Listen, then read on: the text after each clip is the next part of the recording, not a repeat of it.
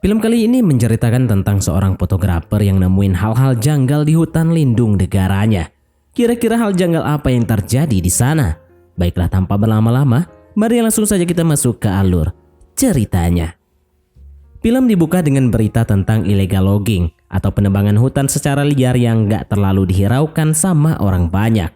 Lalu scene beralih dengan seorang wali kota yang menugaskan seorang fotografer untuk mengambil foto dari bunga Rafflesia.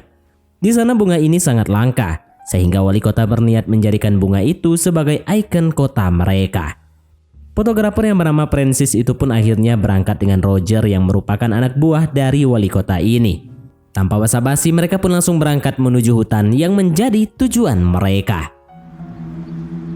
Salamat eh. Paano naman kayo nagkakilala ni Mayor? Nabalik ka naman.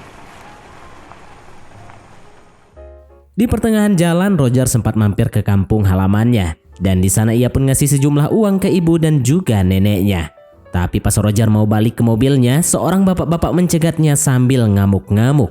Ia bertanya tentang anaknya yang gak kunjung pulang setelah pamit bekerja dengan si Roger itu. Di tengah perdebatan itu, Francis yang berada di mobil pun tiba-tiba merasakan atmosfer yang berubah, seperti kehadiran makhluk gaib entah apa yang terjadi. Dan benar, ia didatangi seonggok gadis cantik layaknya bidadari mengenakan baju putih rada transparan yang membuat mohon maaf bagian mountain dan rawanya sedikit terlihat secara samar-samar. Entah apa maksud kehadiran gadis itu. Gadis itu nampak membisikkan sesuatu kalimat kepada Francis. Di mana ketika Francis berbalik, gadis itu menghilang seperti disihir Dedi kompresor. Roger yang gak terlalu nanggepin bapak-bapak itu pun langsung cabut gitu aja dari sana. Di perjalanan, Francis sempat nanya apa yang sebenarnya terjadi. Namun Roger bilang kalau hal itu nggak terlalu penting dan Francis juga nggak perlu tahu. Perjalanan pun berlanjut hingga Francis ketiduran. Di dalam mimpinya, Francis melihat gadis cantik tadi masih dengan outfit yang sama, yaitu baju samar-samar, yang sedang berada di air terjun bersama seekor ular. Secara tersirat, Francis digiring menuju ke air terjun lainnya, di mana terdapat 4 gadis cantik layaknya bidadari dengan seragam transparan yang serupa juga. Gadis yang membawa Francis itu pun tanpa aba-aba langsung mempatuk Francis, di mana ketiga gadis sisanya langsung ngikutin alur. Dan kegiatan rame-rame yang penonton harapkan pun terjadi di air terjun. Namun satu gadis terlihat tak menghiraukan atau join dengan peristiwa itu dan meninggalkan mereka dengan wajah yang murung. Entah apa maksud gadis ini. Namun sayang semua itu cuma mimpi.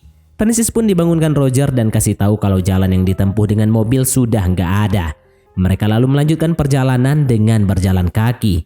Momen itu merupakan saat-saat surga bagi fotografer alam seperti Francis. Karena banyak satwa dan juga fauna menarik yang terlihat sangat bagus untuk dijepret-jepret. Di tengah perjalanan terlihat seorang gadis yang berlari ketakutan ke arah mereka. Ia adalah Gina yang meminta pertolongan, tapi Roger ngejelasin ke Francis kalau Gina ini nggak waras dan nyuruh mantan pacarnya itu untuk pergi dari sana. Masa lalu pun terlihat, di mana dulu Roger dan Gina ini merupakan seorang sepasang kekasih. Namun karena menikah itu membutuhkan cukup banyak uang, Gina pun ikut bersama Roger untuk bekerja. Tapi Roger yang jahat ini malah membawa Gina kepada seorang ibu-ibu penjaga warung biadab yang bernama Minda. Di sana Gina pun dipaksa bekerja untuk memenuhi kebutuhan biologis pekerja hutan, dan mirisnya yang mendapatkan uang adalah si Roger. Perjalanan mereka pun terus berlanjut hingga malam tiba. Kedua orang itu memutuskan untuk beristirahat sambil mendirikan tenda. Ketika Roger sudah tertidur pulas, nampaknya ia dari tadi dibuntuti oleh Gina. Gina yang kesal karena udah dijual oleh si Roger pun berencana untuk membunuhnya. Dan tiba-tiba, beruntungnya si Francis belum tidur dan langsung menghentikan itu. Kedua pria itu pun akhirnya berhasil mengusir si Gina. Di sisi lain terlihat seorang pemburu sedang mendirikan tenda yang hendak beristirahat di hutan itu juga. Namun rupanya ia diawasi oleh sosok makhluk gaib cantik bersama ular kuningnya. Di sini dijelaskan bahwa sehari-harinya si pemburu ini suka memburu hewan dan merusak alam. Hal inilah yang membuat penunggu di sana, yaitu si gadis gaib ini, menjadi marah. Dengan tatapan psikopatnya, makhluk halus ini memberikan azab, yaitu ketimpa batang pohon yang telah usang hingga menewaskan sang pemburu itu.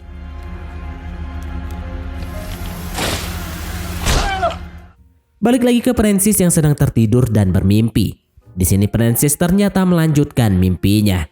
Usai melakukan kegiatan yang penonton harapkan rame-rame di air terjun, rupanya Francis langsung menuju raja terakhir dari keempat bidadari itu, yaitu gadis gaib cantik dengan ular kuningnya.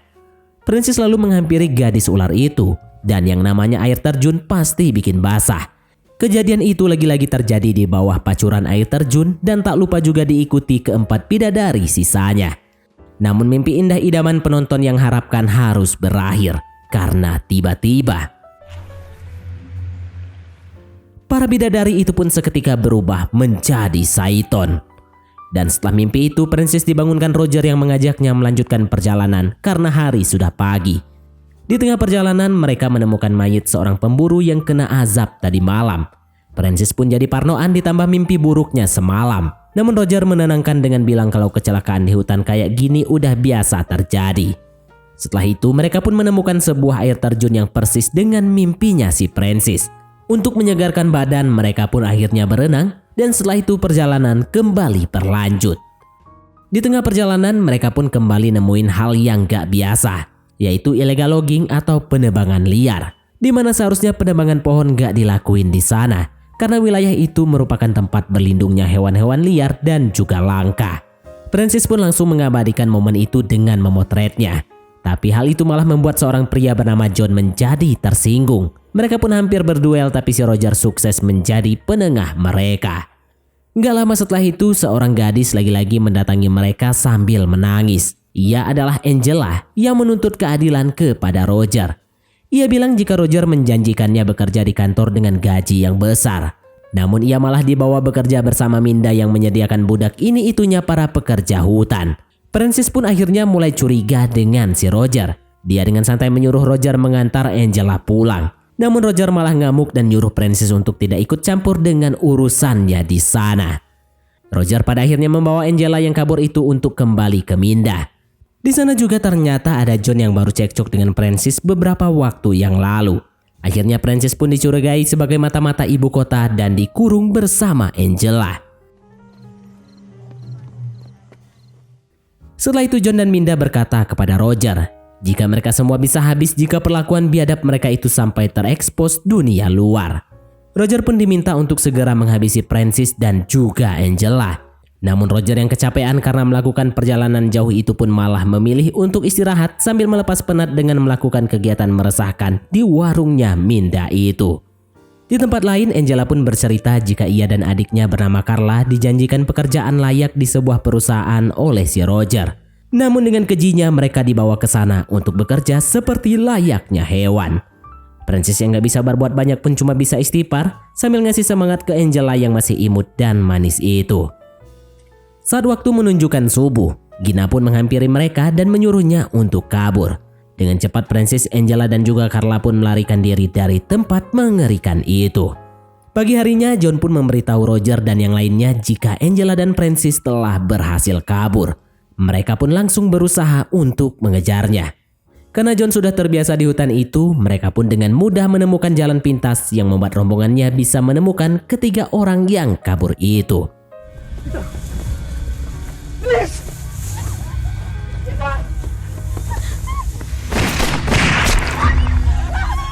Carla pun sempat tertembak. Namun saat John dan anak buahnya berniat untuk mengejar lagi, mereka diserang oleh sekawanan ular yang langsung memangsa orang-orang jahat itu. Roger yang melihat hal itu pun kabur gitu aja tanpa ada niatan untuk menolong John dan anak buahnya. Francis dan Angela pun akhirnya beristirahat di sebuah tanah yang ditumbuhi bunga rafflesia. Francis dengan sigap mengambil foto tanaman langka itu. Namun di sisi lain suasana pun menjadi haru karena Carla harus meninggoy akibat luka tembak yang tidak segera ditangani.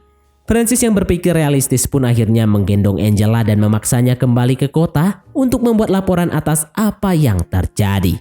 Sampainya di kota, Francis pun melaporkan hal itu ke Pak Wali Kota. Baik illegal logging dan perbudakan di hutan, semua ia ceritakan.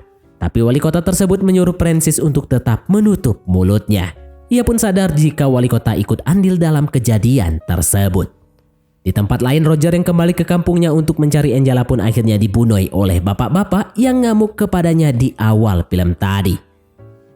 Lalu kembali ke Francis yang merasa bimbang karena sisi kemanusiaannya merasa bersalah jika tidak mempublis hal tersebut. Beruntungnya sang istri mendukungnya hingga tulisannya menjadi viral. Alhasil Pak Wali Kota dan Minda pun ditahan dan film pun tamat. Pesan moral yang didapat dari kisah ini adalah jangan pernah asal percaya sama orang karena demi keuntungan. Jangan pernah asal percaya sama orang karena demi keuntungan lebih. Kadang orang gak pandang bulu untuk ngelakuin sesuatu. Kadang orang gak pandang bulu untuk ngelakuin sesuatu yang jahat pada kita. Oke baiklah, mungkin sampai di sini saja teman-teman untuk alur cerita film kita kali ini. Terima kasih buat teman-teman yang telah mengikuti alur cerita film ini sampai selesai. Sekian dari Mimin, sampai jumpa di konten berikutnya.